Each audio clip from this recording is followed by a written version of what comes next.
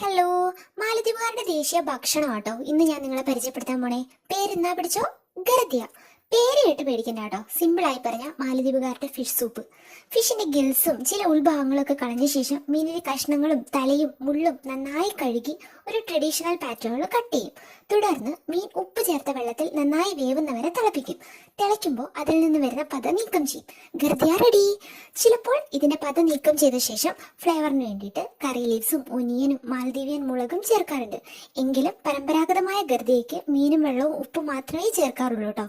എല്ലാവർക്കും ഇതിന്റെ രുചിയും മണവും ഇഷ്ടമാകണം എന്നില്ല. ചോറിന്റെയും മാലദ്വീപിയൻ ചപ്പാത്തിയായ റോഷിയുടെയും പിന്നെ അതുപോലെ തന്നെ പുഴുങ്ങിയ ചേമ്പിന്റെയും കൂടെയൊക്കെയാണ് ഇത് കോംബോ ആയിട്ട് അത് കഴിക്കാറുള്ളത്. നമ്മുടെ കപ്പയും മീൻകറിയും പോലെ. പുതിയ പുതിയ ഒരുപാട് ഫുഡ് ഐറ്റംസ് വരണ്ടെങ്കിലും മാലദ്വീപുകാർക്ക് ഗർദിയുടെ തട്ട് താണു തന്നെ ഇരിക്കും കേട്ടോ. നമ്മുടെ നാടൻ സദ്യയുടെയും തലശ്ശേരി ബിരിയാണിയുടെയും കോട്ടയം മീൻകറിയുടെയും ഒക്കെ തട്ട് നമുക്ക് താണ്ടിരിക്കില്ലേ, അതുപോലെ മാലദ്വീപ്സിൽ അവൈലബിൾ ആയിട്ടുള്ള എല്ലാ ഫിഷും ഗർദിക്ക് ഉപയോഗിക്കാറുണ്ടെങ്കിലും ട്യൂണയാണ് ഏറ്റവും സ്വാദ് എന്നാണ് കേട്ടോ അവർ പറയുന്നത്. ഭയങ്കര പ്രോട്ടീൻ അടങ്ങിയിട്ടുള്ള ഒരു ഫുഡ് കൂടിയാണിത്. ചാനൽ ഇഷ്ടമായിട്ടുണ്ടെങ്കിൽ ലൈക്ക്, ഷെയർ ആൻഡ് സബ്സ്ക്രൈബ്.